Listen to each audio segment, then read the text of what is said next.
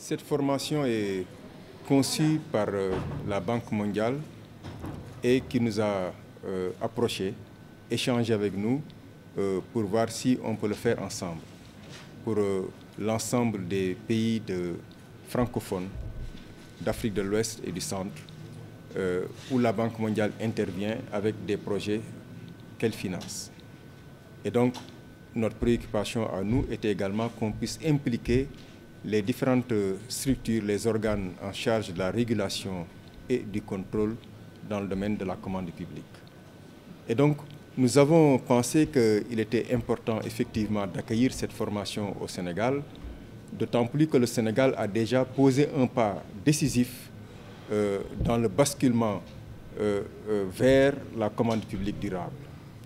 Parce que le nouveau Code des marchés publics qui a été signé l'année dernière a consacré maintenant l'achat public vert comme un objectif à respecter par l'ensemble des autorités contractantes. Alors, dans le passé, les marchés publics étaient beaucoup plus orientés vers la dimension administrative et juridique. La problématique était, pour la plupart des pays, de s'assurer que les règles de transparence, d'égal accès à la commande publique, de concurrence, les prix, l'économie qu'on peut générer, étaient les questions centrales. Donc il fallait faire l'achat le moins cher d'abord et qui respecte les dispositions techniques qui sont posées dans le cahier des charges. Donc la surveillance était beaucoup plus orientée vers ce sens-là. Donc avoir un code des marchés publics qui définit des règles juridiques pour la transparence, pour la bonne compétition, etc. Et également, il fallait aussi s'assurer que les entreprises locales également puissent accéder correctement au niveau des marchés. Maintenant, l'outil marché public est davantage utilisé comme un instrument stratégique dans les politiques. Et également, la problématique de l'environnement qui constitue une menace réelle que vivent les pays a poussé également à accorder une attention particulière sur cette dimension-là. Donc, aujourd'hui, on rentre de plein fouet dans l'environnement, l'espace des marchés publics durables, où la notion de durable renferme en général 2 voire 3 problématiques à l'intérieur. Des problématiques sociales, économiques et environnementales.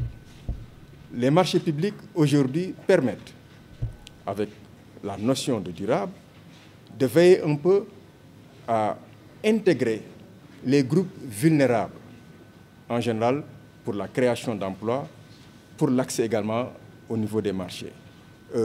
Beaucoup étaient exclus dans les marchés publics et le sont encore aujourd'hui. Les jeunes, qui constituent une composante importante de la population. Les femmes, on estime qu'aujourd'hui, les femmes représentent 51% de la population mondiale. Donc, c'est un groupe extrêmement important. Les personnes qui vivent avec un handicap, également, qui sont une composante importante, sont en général exclues des marchés publics. Donc, la problématique aujourd'hui est de dire qu'il faut absolument arriver à trouver des mécanismes qui accordent des préférences et des faveurs à ces catégories pour pouvoir les inclure dans les marchés publics. Qu'elles puissent également accéder aux marchés publics et gagner des marchés, en tenant compte également du handicap qui les freine et qui font qu'en général, la concurrence n'est pas totalement, ne les favorise pas. Mais par le biais de la régulation, on arrive quand même à mettre en place un environnement d'équité où tout le monde, avec ses atouts et ses faiblesses, puisse participer au niveau de la commande publique et gagner des marchés. La création d'emplois. De plus en plus, dans les spécifications techniques, on arrive à lier capacité à gagner un marché avec possibilité d'offrir des emplois. Donc, que quand vous voulez gagner un marché, quand vous prenez un engagement, par exemple, à dire que si je gagne le marché, je crée des emplois pour la jeunesse, pour les catégories de jeunes qui n'ont jamais travaillé, qui sont diplômés, etc. Ça vous procure également donc, des préférences. Donc là aussi, création d'emplois. Les normes environnementales. Aujourd'hui, ce n'est plus un secret, tout le monde le sait, que l'environnement est menacé.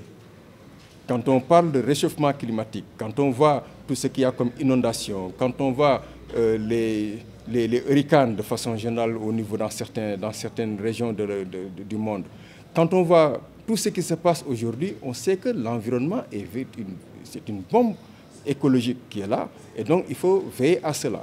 Donc on arrive également à dire qu'il faut verdir un peu les marchés publics en posant des spécifications techniques qui permettent de faire des achats ciblés, qui luttent contre le dérèglement climatique. Donc, il y a beaucoup d'achats pour lesquels on essaie d'éviter tel type de produit parce que ça favorise un certain nombre de choses qui contribuent au dérèglement climatique. Donc, ce sont des questions aujourd'hui qui sont là, des questions stratégiques, la création d'emplois, l'accès des petites et moyennes entreprises dans les marchés publics, l'accès des entreprises nationales dans les marchés publics, les questions environnementales. Tout ça maintenant, on l'intègre davantage. Mais aussi, de plus en plus, on s'est rendu compte que les problématiques de passation de marché en général avec les questions de transparence, etc., sont plus ou moins réglées. Mais il y a un déplacement vers l'exécution dans les marchés publics. Là aussi, ça devient une préoccupation essentielle où les gens commencent à réfléchir beaucoup pour dire si toutes les règles de transparence sont respectées en amont, il faut aussi également vérifier dans l'exécution que tout ce qui a été posé dans les spécifications techniques est bien respecté au niveau de l'exécution.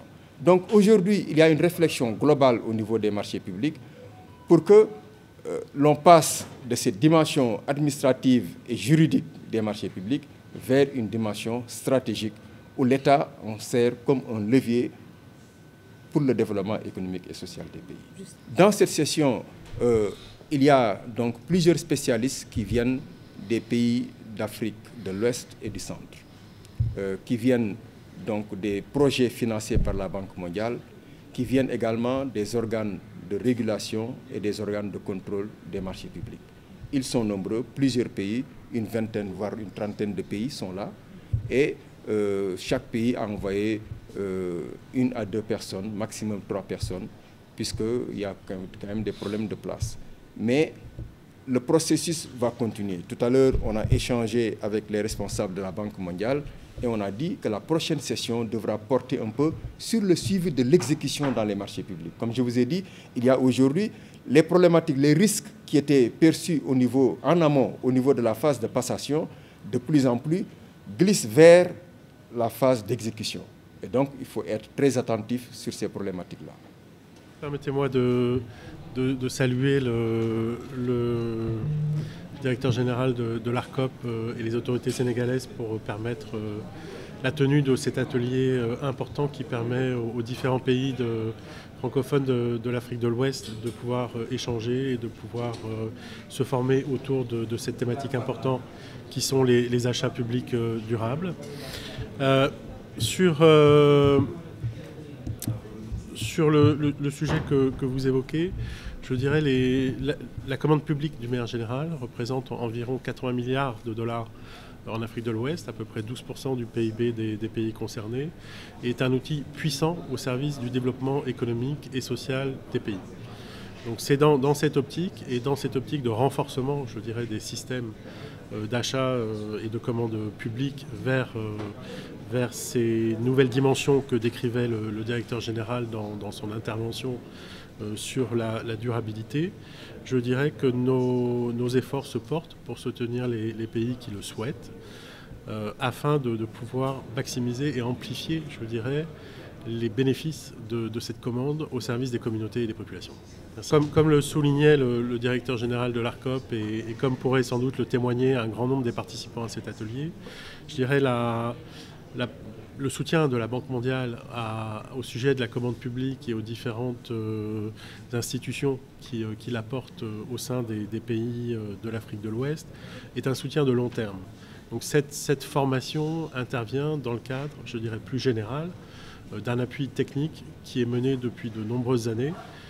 Je dirais, si je prends le cas du Sénégal, je parle sous votre contrôle, monsieur le directeur général, mais depuis la création de l'ARCOP, la Banque mondiale est à vos côtés pour organiser des séances de formation.